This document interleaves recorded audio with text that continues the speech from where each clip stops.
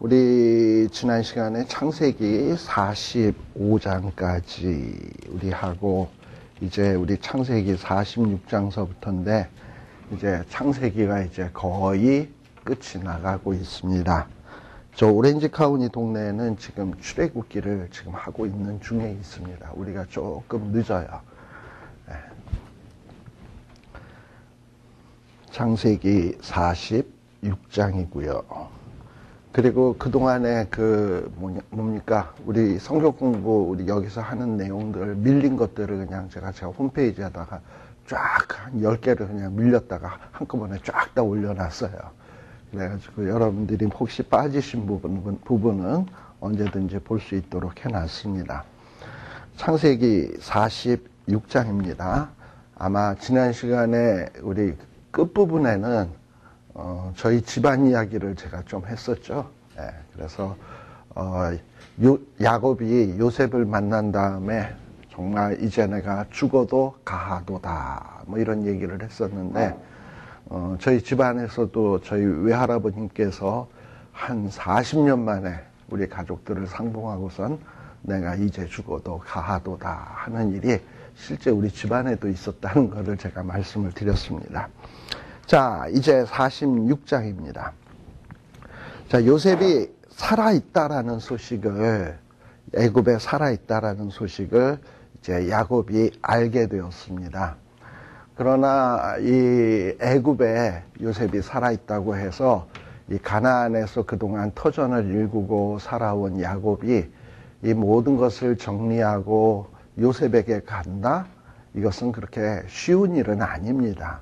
자기가 살아왔던 터전을 버리고 낯선 곳으로 간다라는 것이 참으로 쉬운 일 아닌데, 그러나 너무나도 오래 떨어져 있고 보고 싶었던 요셉이 살아있다라는 소식을 듣고 안 떠날 수가 없지요. 그런데 야곱의 마음속에는 갈등이 좀 있었습니다. 그 갈등이 뭐냐 하면 애굽 하면은 이 아브라함 집안에는 뭔가 좀 이런 알레르기 반응 이런 게 좀 있어요. 우리가 이미 말씀드렸지만 아브라함 때 이 애굽에 내려갔다가 부인 뺏길 뻔한 사건이 2번 있고, 또 이삭도 애굽에 내려가려고 할 때 하나님이 막으셨고 그 블레셋 지역, 그랄 지역에서 또 이삭도 하마터면은 부인을 빼앗길 뻔한 사건들이 좀 있었습니다. 그래서 애굽에 대한 기억이 별로 좋지 않기 때문에 야곱은 과연 내가 애굽에 내려가도 될까? 어떤 이런 마음이 이 야곱의 마음속에 내재되어 있었어요. 자, 그래서 요 46장 1절에 보면 지금 요셉이 살아있어요. 오랫동안 안 봤습니다. 그런데 이 요셉이 살아있다는 소식을 듣고 46장 1절, 이스라엘은 야곱의 성화된 이름이죠. 이스라엘이 모든 소유를 이끌고 발행해서 그리고서는 브엘세바에 이르렀다라고 되어 있습니다. 정말 오랫동안 못 보던 자식이, 죽은 줄만 알았던 자식이 살아있다라는 소식을 들으면 우리 같으면 어떻게 하겠습니까? 한 걸음에 그냥 달려갈 텐데 이상하게 이 야곱은 한 걸음에 달려간 게 아니라 지금 엉뚱한 곳에 가고 있어요. 브엘세바에 갔다. 왜 도대체 브엘세바에 갔을까? 제가 아까 조금 전에 말씀드린 과연 애굽에 내려가도 좋은 것인가? 과거에 아브라함이나 이삭은 하나님 앞에 물어보지 아니하고 애굽 갔다가 거기에서 부인 뺏길 뻔한 불상사들이 일어날 뻔했었거든요.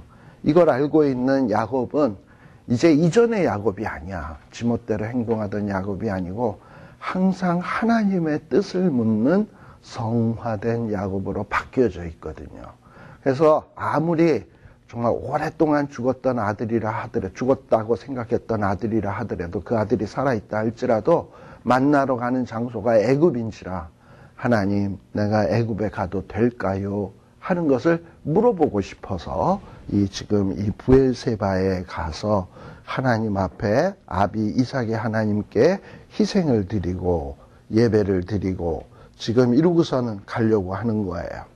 자, 그런데 이 브엘세바에 가서 하나님 앞에 예배드리고 이러고 있는데 밤에 하나님께서 이상 중에 이 야곱, 이스라엘에게 나타나셔서 말씀하시기를 야곱아, 야곱아 하고서는 반복해서 부르죠. 근데 앞에는 2절 앞부분에는 이상 중에 이스라엘에게 나타나시고 했으면은 부를 때 뭐라고 불러야 될까요? 이스라엘아, 이스라엘아 해야 될 것 같은데 성경에서는 이스라엘아, 이스라엘아 아니하고 야곱아, 야곱아 하고 얘기하고 있는 거예요. 하나님이 이렇게 이스라엘이라고 부를 수도 있는데 굳이 야곱아 하는 것은 야곱의 이 과거를 생각나도록 유도하는 거예요. 야곱이 과거에 어땠습니까? 아버지를 속이고 형을 속이고 냅다 도망가다가 베델이라는 곳에서 하나님을 만났을 때 그때도 그는 야곱이었습니다. 그때 그 야곱 간사하고 아버지를 속이고 인간적인 꾀로 그냥 모든 것을 행하려고 하는 그런 야곱을 하나님이 나타나셔서 함께 해주시겠다고 약속했거든요. 즉 하나님이 함께할 만한 자격이 없음에도 불구하고 하나님이 야곱과 함께 해주셨거든요. 그 사실을 지금 확인시키는 거예요. 물론 지금 야곱은 많이 성화되어 있습니다.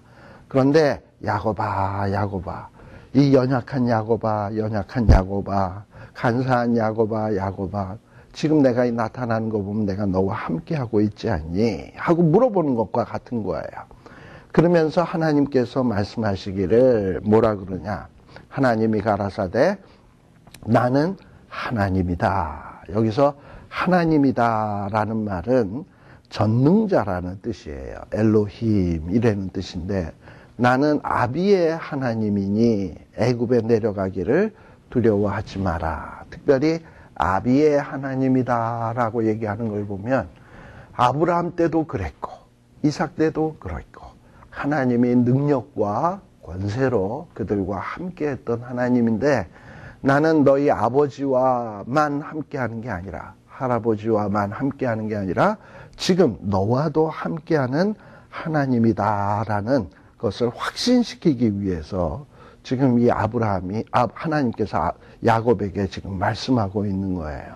나는 아비의 하나님이니 애굽에 내려가는 것을 두려워 말아라. 내가 거기서 너로 큰 민족을 이루게 하겠다라고 지금 하나님이 말씀하십니다. 이거는 갑자기 하나님이 그냥 지금 야곱에게 나타나서 하는 말이 아니라 하나님은 벌써 오래전에 야곱의 할아버지였던 이삭의 아버지였던 아브라함 때에 창세기 15장에 보시게 되면 아브라함 때에 하나님이 아브라함에게 나타나서 아브라함아 너의 후손들이 이제 애굽에 내려가게 될 거고 거기에서 400년을 있게 될 거고 그리고 4대 만에 거기서 돌아오게 될 거다라는 약속을 이미 아브라함 때 했거든요. 그런데 하나님께서 그 약속을 딱 기억하고 있다가 이제 때가 된 거예요. 야곱 때 내려갈 때가 되었기 때문에 이제 너 애굽에 내려가는 것을 두려워 마라. 거기에서 내려가게 되면 400년 있겠고 4대 만에 돌아오겠고 돌아올 때쯤 되면은 너희들이 큰 민족을 이루게 할 거다.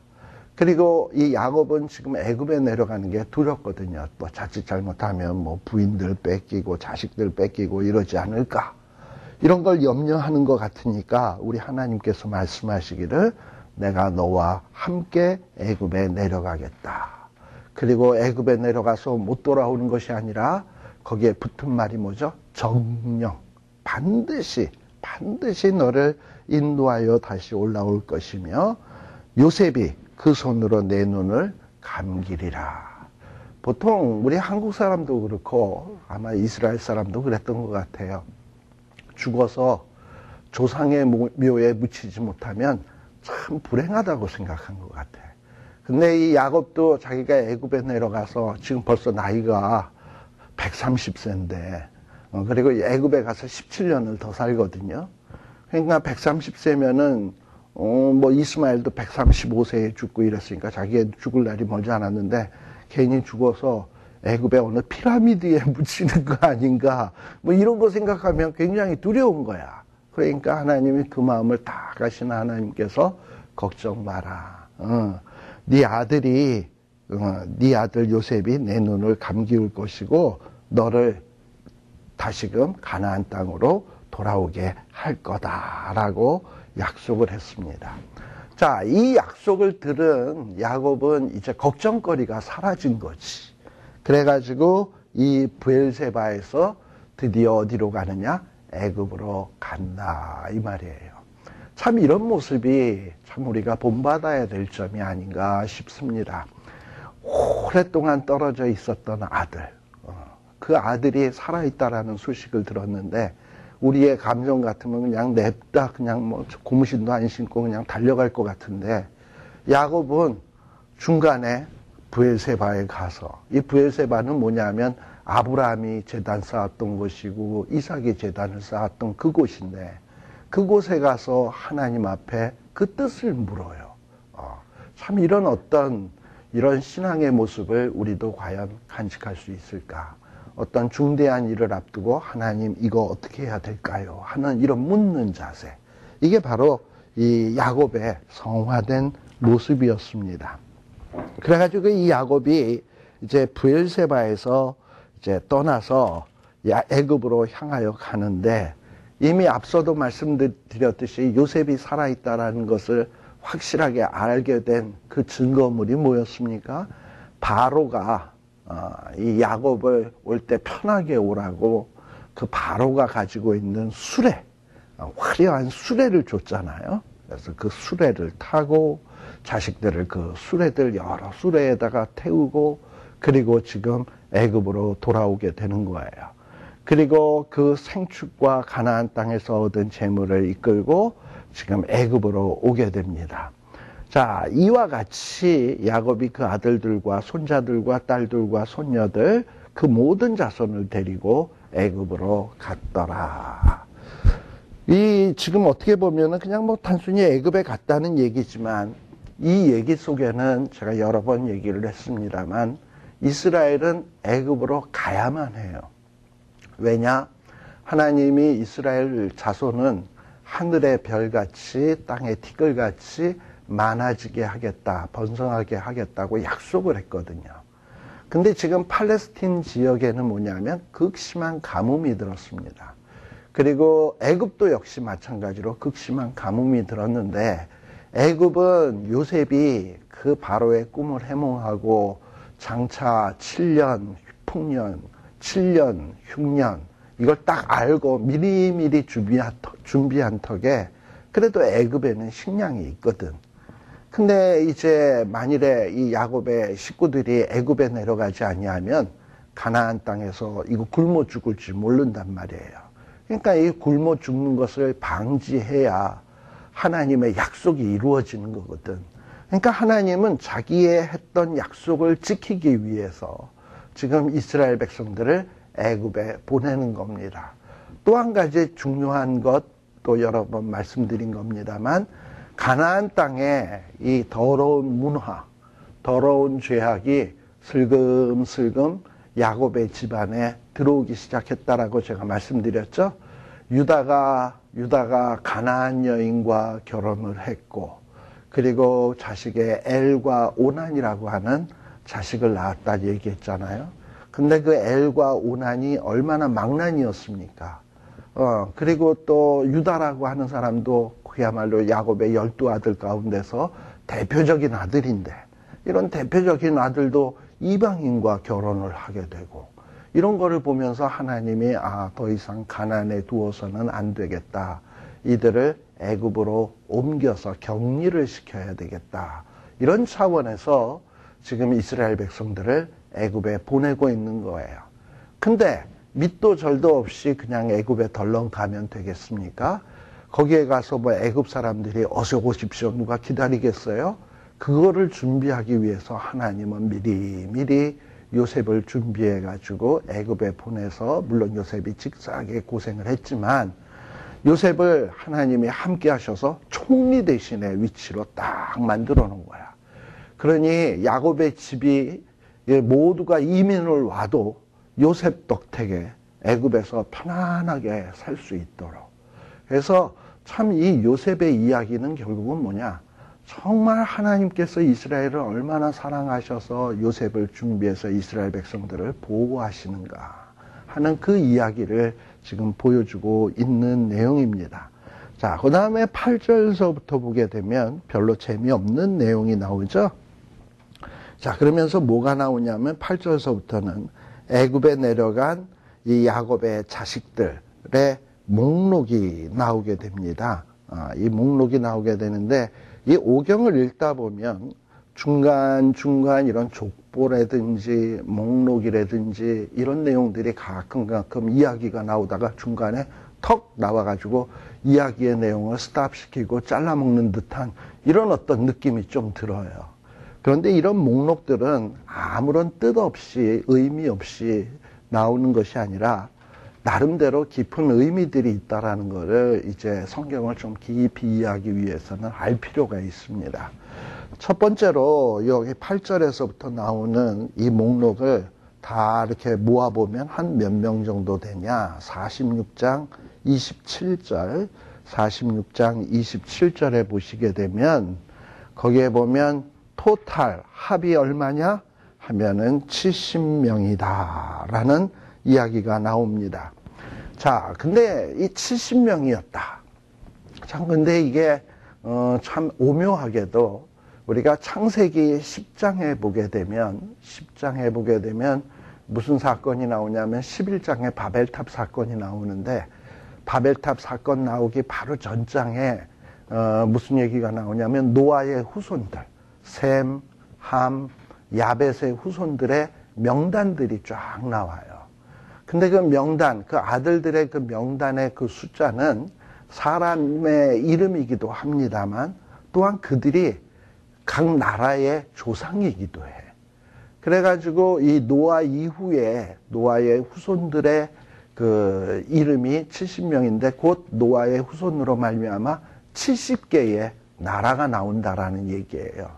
즉 하나님이 홍수로 싹 쓸어버리고 이제 새로운 출발을 하는데 노아의 후손들로 몇 개국을 만들어? 70개국. 그래서 온 인류를 그 70개국에서부터 번창하도록 하셨거든. 그런데 이 노아의 이 후손들이 이렇게 번창을 했는데 다 타락했잖아요. 바벨탑 사건 때 보면 다 타락해서 다시금 하나님은 새로운 하나의 조상, 믿음의 조상 아브라함을 택해서 새로운 하나님의 백성들의 시작을 하고 있는 거예요. 근데 아브라함, 이삭, 야곱 때까지는 사람의 숫자가 얼마 안 돼. 그래서 애굽에 내려갈 때의 숫자가 불과 몇이다? 70명. 70명이었는데 이 70명으로 말미암아 출애굽을 할 때 되면은 얼마나 많은 숫자가 나오느냐 하면 거의 나라가 돼서 나오게 된단 말이에요.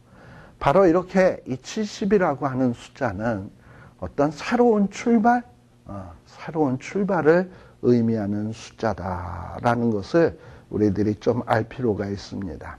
특별히 이 7이라고 하는 숫자는 완전수고 하나님의 신성을 의미하는 수고요.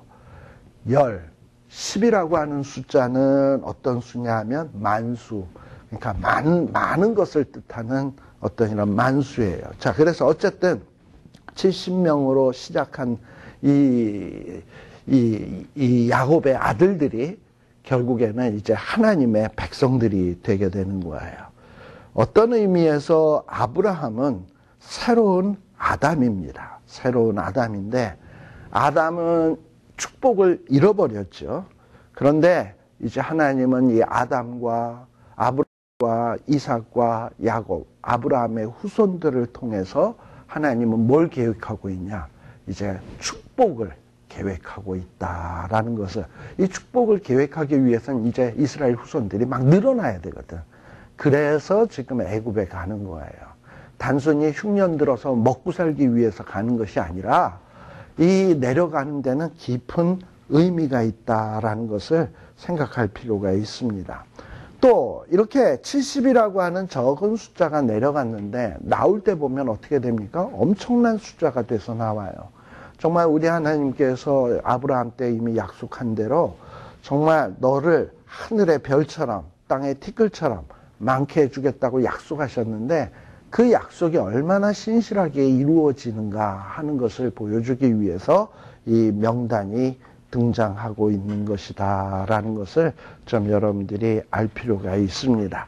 자, 아무튼 그렇고요.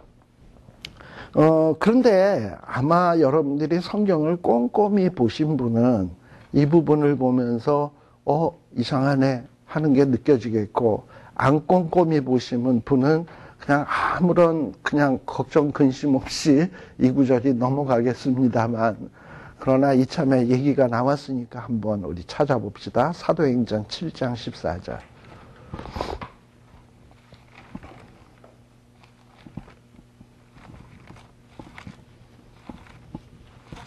사도행전 7장은요, 스데반 집사님이 설교한 내용이에요. 근데 거기에 보면 이스라엘의 역사를 쫙 스데반 집사님이 설교를 하거든요. 근데 그때 설교하는 가운데 이스라엘의 그 조상이었던 아브라함, 이삭, 야곱이 어떻게 애굽에 가게 되었는가 하는 얘기를 쭉 이야기를 하는데, 사도행전 7장 14절. 자, 한번 봅시다. 7장 14절 다 같이 한번 읽어봅시다. 시작.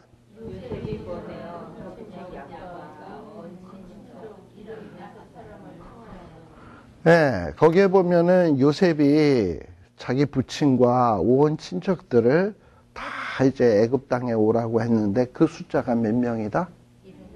75명. 창세기에서는 지금 70명이 왔다 그러는데 사도행전이 맞을까요? 창세기가 맞을까요? 둘 다 맞아요? 다른 걸 쓴 것 같아요? 야곱과 함께 애굽에 이른 자는, 그러니까 야곱 빼고 자곱 빼고. 아무튼 뭐 그렇게 해서 계산 방식이 달랐다. 맞아요. 그러니까 지금 이 요셉도 자기 부인 있죠? 아들 있죠? 그러면 이 요셉의 식구만 하더라도 벌써 4, 5이야.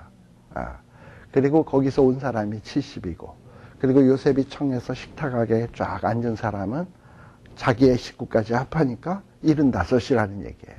스데반 집사님이 얘기한 건 그걸 얘기한 거고, 창세기에서 얘기하는 것은 가나안 땅에서 애굽으로 오는 사람, 이미 애굽에 있는 사람은 빼고 그렇게 얘기를 하게 된 거예요.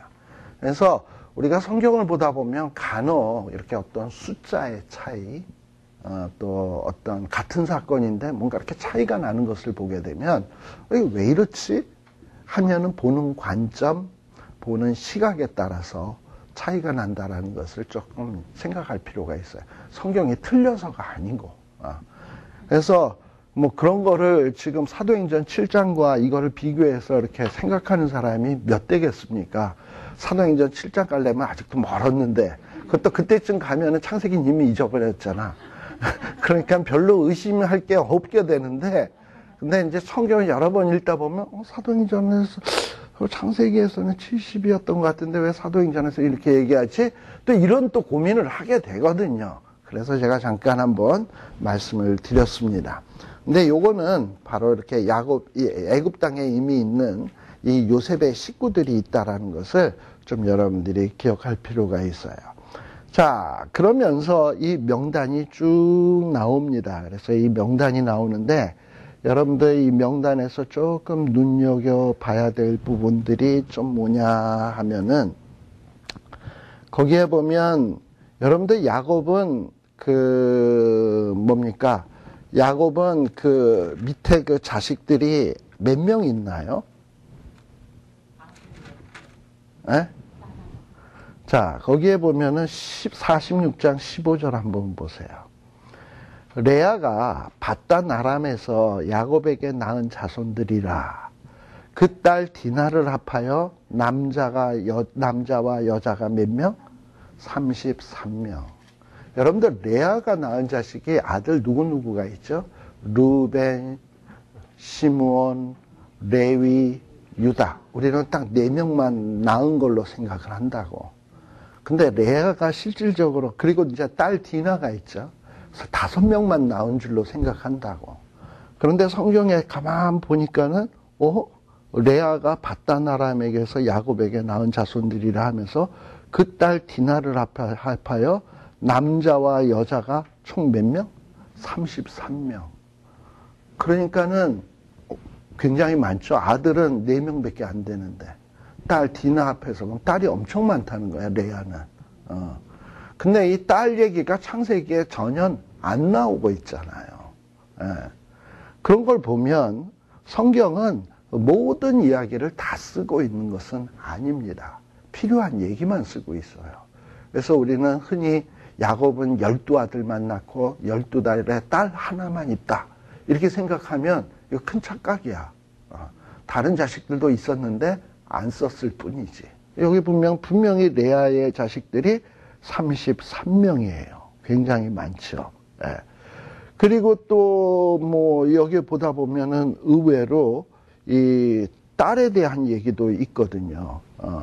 또 그 다음에 또 우리 또 누구 있는가. 아무튼 이런 걸 보면서 이렇게 야곱에게는 아들만 12이 있는 게 아니라 딸 하나만 있는 게 아니라 다른 딸도 있었구나라는 거를 일단 여러분들이 좀 짐작하고 생각하고 넘어가는 것이 좋겠다라고 제가 좀 말씀을 드렸습니다. 자, 그리고 이제 드디어 이 70명의 가족들이 이 애굽 땅에 도착을 했어요. 자, 근데 이 애굽 땅에 도착하기 전에 28절을 한번 보십시오. 28절에 보면 야곱이 누구를? 유다를 요셉에게 미리 보내었다라는 얘기가 나옵니다. 특별히 야곱의 그 아들들, 요셉의 형제들이 곡식 사기 위해서 애굽에 왔다 갔다 많이 했잖아요. 그랬을 때 그 베냐민을 데리고 오라 그러면서 시므온이 억류되고 베냐민은 안 데리고 갈 수가 없고 야곱은 그것을 싫어할 게 뻔하고 이런 상황에서 문제를 해결했던 자가 누구냐 하면 유다였어요. 자기의 몸을 담보하겠다. 이러면서 이 유다가 모든 문제를 해결하는데 아주 1등 공신이었거든요. 바로 이런 유다의 어떤 희생 정신, 그리고 이 문제를 해결하는 이런 모습을 보면서 야곱은 이 유다를 굉장히 신임을 하게 된 것 같아요. 그래서 우리가 애굽 땅으로 이민 가기 전에 유다가 네가 먼저 가서 우리가 살 수 있도록 준비를 미리미리 해놔라 하면서 유다를 먼저 보내게 된 겁니다. 그래서 그동안에는 요셉이 주인공으로 이렇게 쭉 이야기가 전개되어 오다가 이제 뭔가 요셉에게서 누구에게로 바톤이 넘어가느냐 하면 유다에게로 바톤이 넘어가면서 이제 성경의 이야기는 누가 중심이 돼서 나오냐면 유다와 유다의 후손들이 중심이 되어서 성경의 이야기가 전개되게 됩니다. 왜 이렇게 유다의 후손들이 중심이 되게 되냐? 유다의 후손에서 누가 나와요? 다윗이 나오고, 다윗의 후손에서 누가 나와요? 예수 그리스도가 나오거든요. 그래서 뭔가 야곱의 아들들의 이야기에서 이제 이 유다라고 하는 인물이 우뚝 서는 계기가 되어지는 이 장면입니다. 자, 그래서 이렇게 야곱도 이렇게 유다를 인정을 하는 거야. 자, 그러면서 어디로 인도해 가느냐 하면 고센 땅에 딱 이르게 됩니다. 이 고센이라고 하는 곳은 어디냐 하면 애굽하고 요 팔레스틴의 중간 지역, 그 중간 지역이 이 고센인데요. 상당히 좋은 땅이래요. 자, 그런데 이 요셉이 아버지가 온다는 이야기를 들으니까 그냥 고센까지 나가서 마중을 나간 겁니다. 그리고 드디어 아버지 야곱 29절 이스라엘을 딱 만났어요. 얼마나 감격스러웠겠습니까? 저희 어머니가 한 40년 만에 우리 아버님 살아계신다는 소식을 듣고 우리 어머님은 한국에 있고 우리 외할아버님은 미국에 왔다 그랬죠. 냅다 미국으로 비행기 타고 날라와가지고 우리 외할아버지하고 어깨를 어긋막히고 울고 이렇게 또 기쁜 어떤 이런 만남을 갖지 않았겠습니까? 이런 식으로 요셉도 지금 누구냐? 아버지 야곱을 만나서 목을 어긋막혀 얼마 동안 울면서 그 기쁨을 주체할 수 없었어요. 자, 그러면서 이 야곱이 요셉에게 말하기를 내가 지금까지 살아있고 내가 내 얼굴을 보았으니 지금 죽어도 가하도다. 이러면서 지금 죽어도 가하다. 근데 뭐 요셉만 봤습니까? 요셉의 아들들도 봤고 손자들도 봤고 그랬잖아요.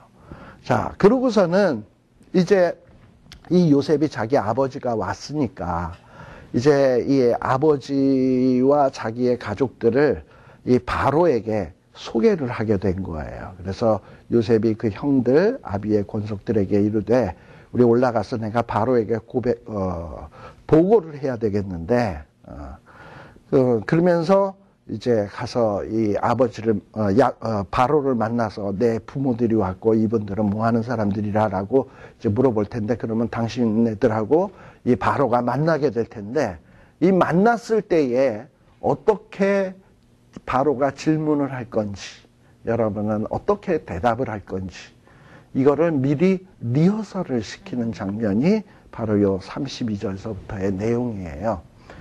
특별히 이제 바로가 이 야곱의 식구들을 만나게 되면 당신네들은 뭐 하는 사람이냐라는 질문을 할 거다. 이러면서 요셉이 예상 질문을 딱 가르쳐줘요. 예상 질문. 이렇게 예상 질문이 나왔을 때 뭐라고 대답을 해야 되냐? 우리는 목축업을 하던 사람들이다. 그리고 이 목축업은 옛날 선조 때서부터 계속 목축업을 하던 사람들이다. 뭐 이러고 얘기를 하라는 거예요. 그런데 사실 여러분들 가만 생각을 해보십시오. 이삭은 과거에 그 아비멜렉이라고 하는 사람, 다시 말하면 이삭이 그 그랄 땅에 갔다가 이 그랄 땅에 있는 남자들이 하마터면 이삭의 부인을 빼앗을 뻔했거든요. 그걸 막았던 자가 아비멜렉이거든요. 거기에서 어려운 일 당했을 때 그때 그 그랄 땅에서 하나님이 이삭의 집안에 축복을 주셔서 그 해에 100배나 농사의 결실을 얻었다라는 거 기억나시죠? 이런 걸 보면 이삭은 목축업도 하지만 농업도 하던 사람이에요. 그런데 이렇게 리허설을 안 했다면 아들 중에 하나가 너희는 뭐 하던 사람이냐? 우리 목축업 했는데요. 어떤 아들은 우리는 농업을 해서 100배나 얻은 적도 있는데요. 이러고서 말이 달라지면 안 되잖아. 그러니까 지금 이 요셉은 의도적으로 뭘 하라 그러냐면 목축업 하던 자라고 얘기를 해라. 이거는 뭔가 요셉이 바로를 속이려고 하는 것이 아니라 이 요셉의 생각에는 아주 깊은 생각이 있었던 거예요. 그리고 이 깊은 생각은 뭐냐면 하나님의 뜻과도 일치하는 겁니다. 자, 하나님의 뜻은 뭐냐면 가나안 땅에 죄가 자꾸 오염되기 시작을 하니까 이스라엘 백성들을 뽑아서 애굽 땅에다가 격리시키려는 게 목적이거든요. 근데 그러면 애굽 땅의 사람들은 깨끗하냐? 얘네들은 더 더러우면 더러웠지 덜 더럽지 않거든요. 그러니까 애굽 땅에 와도 걱정인 거예요. 그러니까 애굽 땅에서 살되 거기에서 뭔가 격리를 시켜야 되겠는데 격리시킬 수 있는 좋은 방법이 뭐냐면 이스라엘 백성들이 목축업을 한다라는 것, 그것을 이용을 해야 되는 거야. 왜 근데 이 목축업이 이 애굽 사람들에게 있어서 격리될 수 있는 유일한 비결이냐 하면은 여러분들 거기 성경 구절을 보시게 되면은 거기에 보면은 그 34절 끝에 보게 되면 34절에 보면 요셉이 어떻게 대답해야 될지를 설명하죠. 우리는 어렸을 때부터 목자다. 지금까지 목자다. 우리 선조도 목자다. 그리고 애굽 사람은 다 목축을 뭐 한다? 가증히 여기나니 당신들이 고센 땅에 거하게 되리이다 라고 얘기하는 거예요. 애굽에는 우상들 가운데 이 송아지, 수염소 이런 것들을 애굽 사람들은 굉장히 신성시했습니다. 신이라고 생각을 했어요. 그런 문화 속에서 살던 이스라엘 백성들이 신하면 자꾸 뭐 애굽에서 본 게 그거니까 뭐가 생각이 나냐면 송아지, 신 이게 생각이 나가지고 광야에 나와서도 우리를 인도할 신을 만들라 그러니까 금송아지 만들었잖아. 사람은 본 대로 배운 대로 배우는 거예요. 하는 거예요. 그 애굽 사람들이 신성시 여기는 게 송아지고 소거든.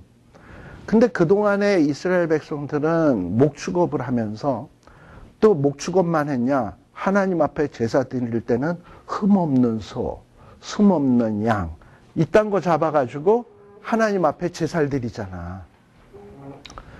그러니 아니 소를 숭배하는 사람 앞에서 소를 그냥 완전히 그 뭐 잡듯이? 소 잡듯이 소를 소 잡듯이 막 그냥 칼로 치고 각을 뜨고 막 내장을 꺼내서 버리고 이러고 하면은 애굽 사람들이 볼 때 어떻게 하게 되었습니까?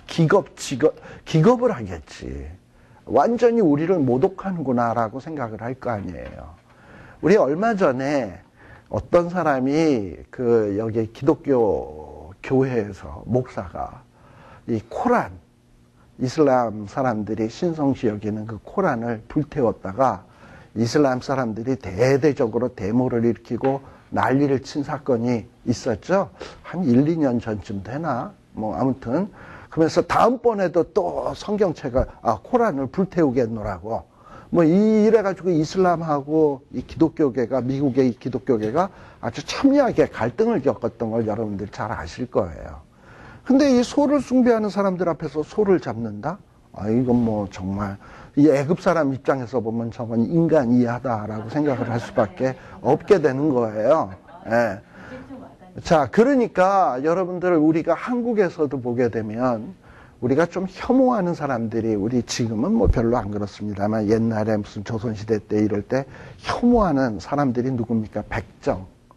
백정들은 막 소 잡고 막 이런 걸 가차없이 잡잖아. 그래서 그거는 쌍놈 중에 쌍놈이라고 얘기하잖아. 그러니까 그런 자들하고 상종을 안 하고 백정 지나간다 그러면 막 돌을 던지고 이러니까 백정들은 자기네들이 보호를 받기 위해서 자기네들끼리 마을을 형성하고 백정 마을에서 살잖아. 그래가지고 뭔가 격리된 채 살아간단 말이에요. 근데 지금 이스라엘 백성들이 애굽에 가서 바로에게 뭐라고 얘기했냐면 우리는 목축업 하는 사람이다.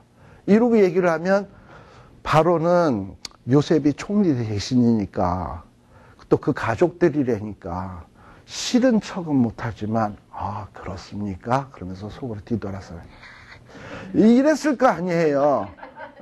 인상을 팍 쓰면서 그러면서 너희들은 저기 고센 땅에서 살아라. 거기 그 이상은 나오지 말란 얘기지. 거기서 살라고 해가지고 고센 땅을 주는 거예요.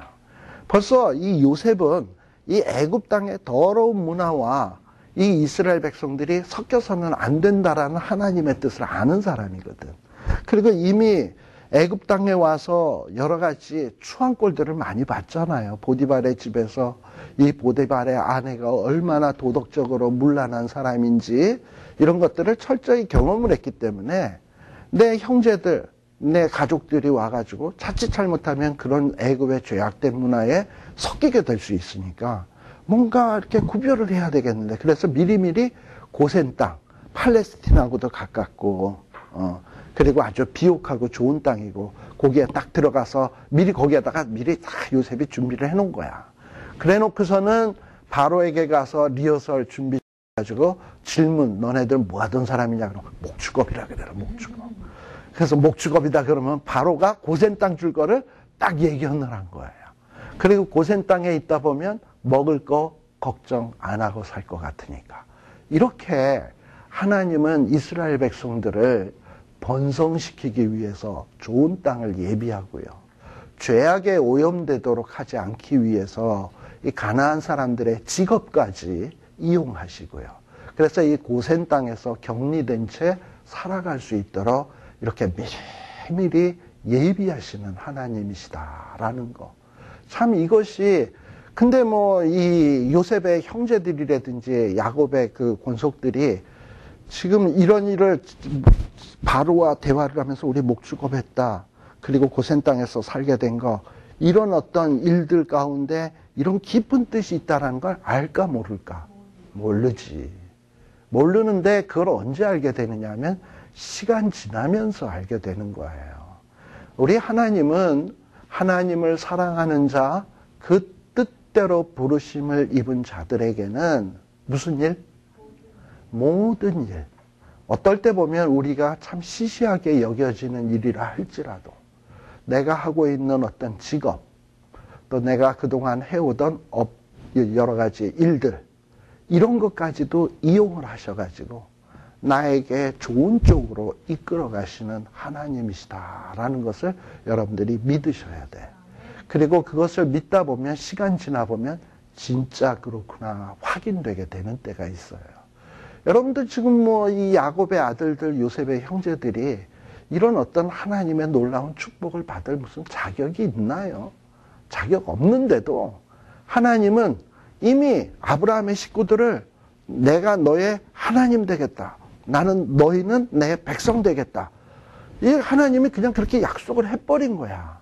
그러니까 결코 하나님은 이스라엘 백성들을 자격이 있건 없건 그냥 가만 내버려 둘 수가 없는 거야. 그들을 보호하셔야 되고 지키셔야 돼요. 근데 그것은 이스라엘 백성에게만 해당된 얘기냐? 오늘 우리에게도 해당된 얘기예요. 우리를 얼마나 우리 하나님이 사랑하시냐?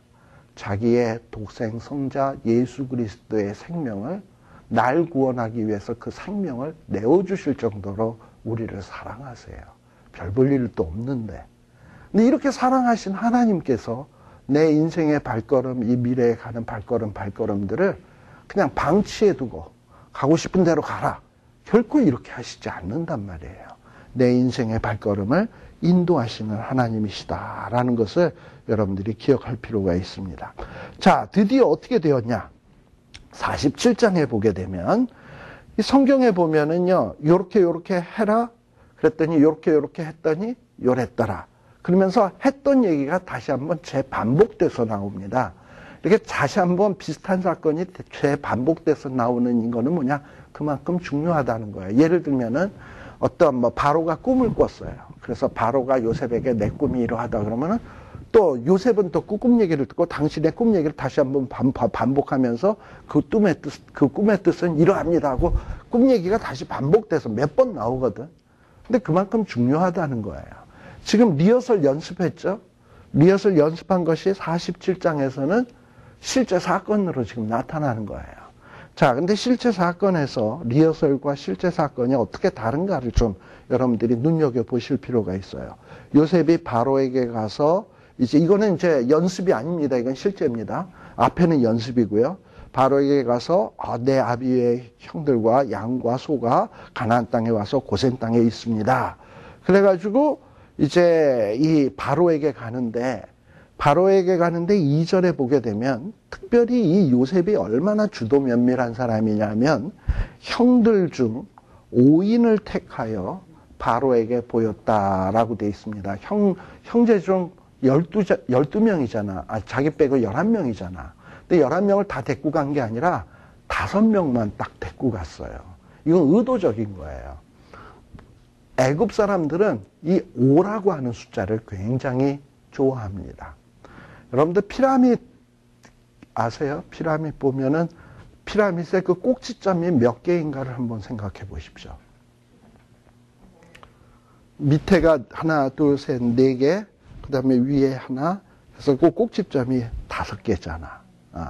그래서 이스라엘 사람, 애굽 사람들은 이 5라고 하는 숫자를 굉장히 신성시하고 이거를 굉장히 그 길조를 상징하는 그런 숫자로 생각하는 거야.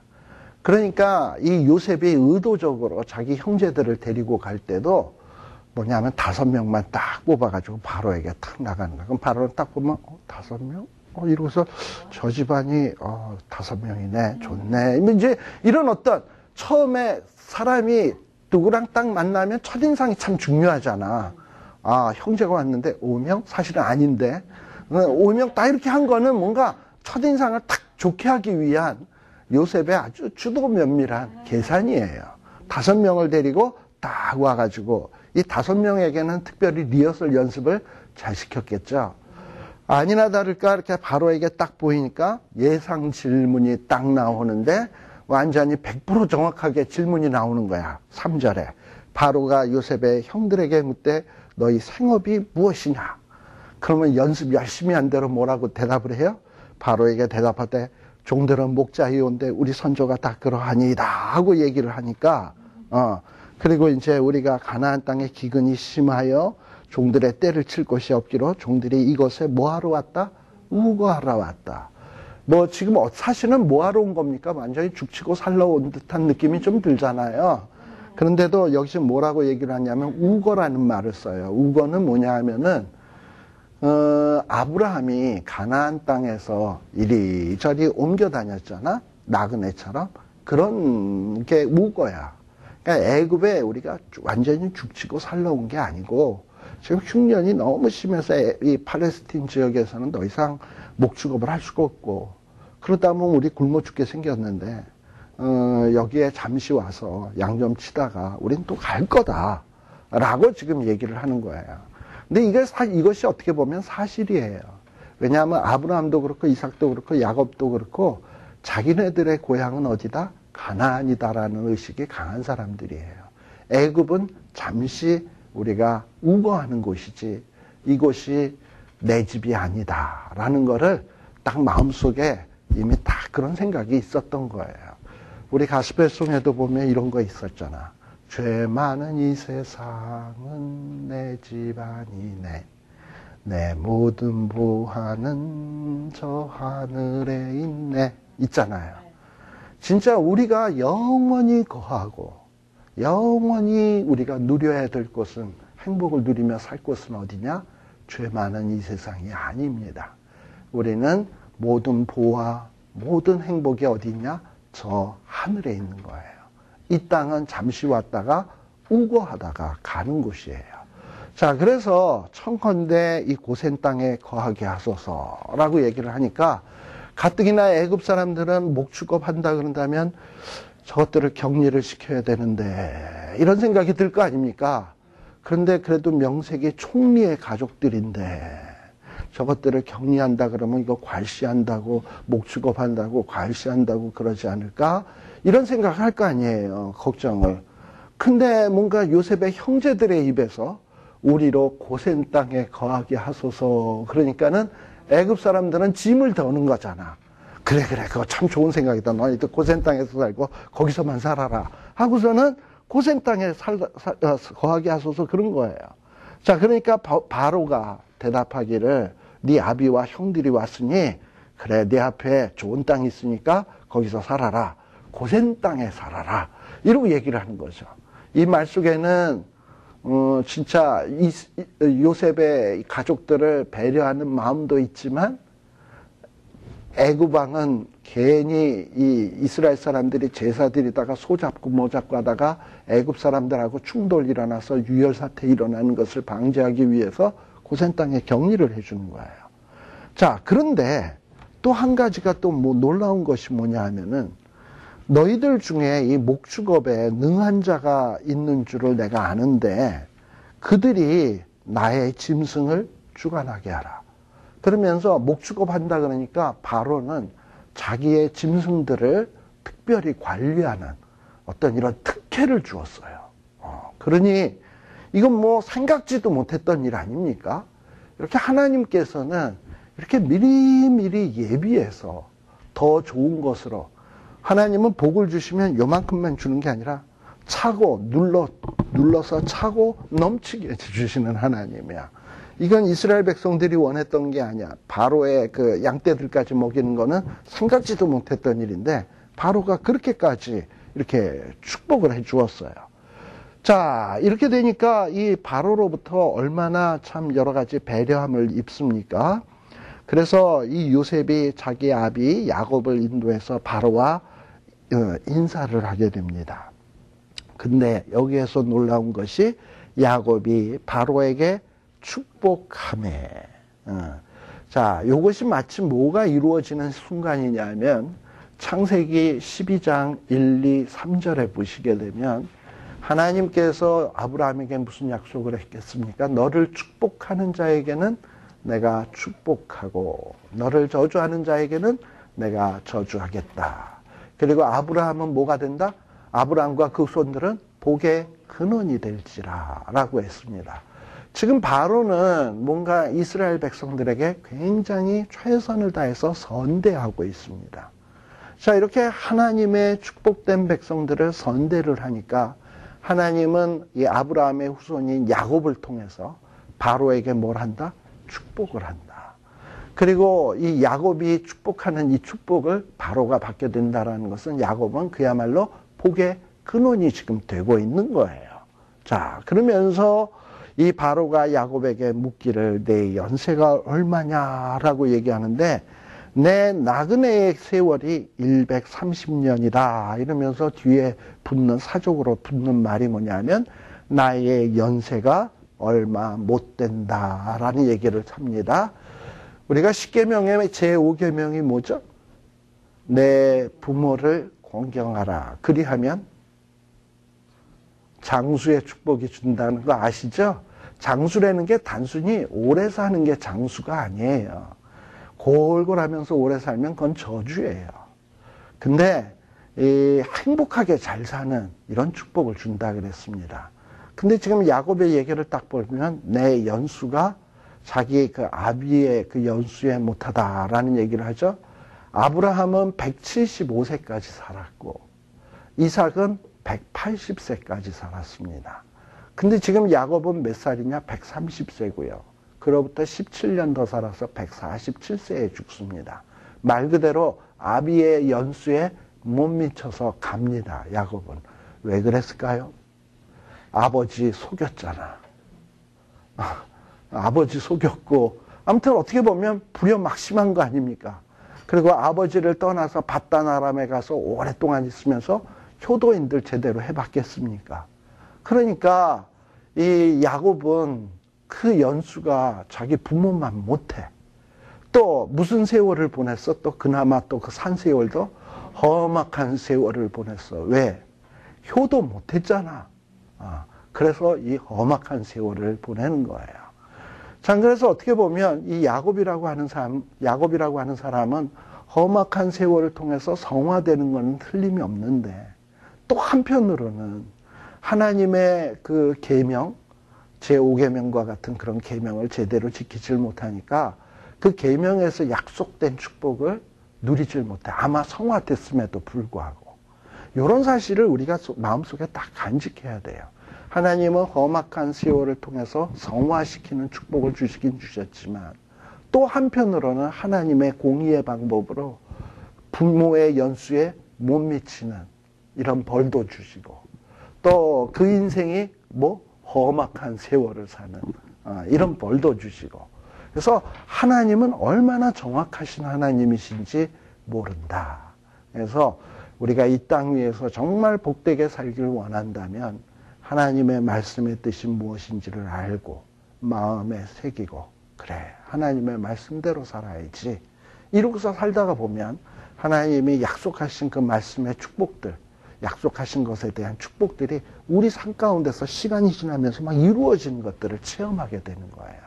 그러면서 신앙이 점점 깊어져 가고 하나님이 누구신지를 알게 되고 그렇게 되는 거예요. 근데 말씀에 무식하다 보면 무슨 축복이 이루어져도 이게 말씀에 약속된 축복이 이루어지는 건지 알 길이 있나 말씀을 모르는데 그렇잖아요. 근데 말씀을 알다 보면 정말 하나님의 말씀대로 천지는 없어지겠으나 하나님의 말씀은 1.1에게도 떨어지지 아니한다 했는데 정말 하나님의 약속하신 말씀들이 내 삶 가운데서 이렇게 또박또박 이루어지는구나 하는 걸 보면서 정말 하나님의 섭리의 놀라움을 찬양하지 않을 수 없고 또 하나님의 은혜에 감사하지 않을 수 없다라는 것 이런 것들도 우리들이 좀 깊이 생각할 수 있는 이런 계기가 되었으면 좋겠습니다. 잠시 쉬었다가 아마 오늘 좀 많이 쉬어야 될 것 같으네요. 어쨌든 쉬었다가 하겠습니다.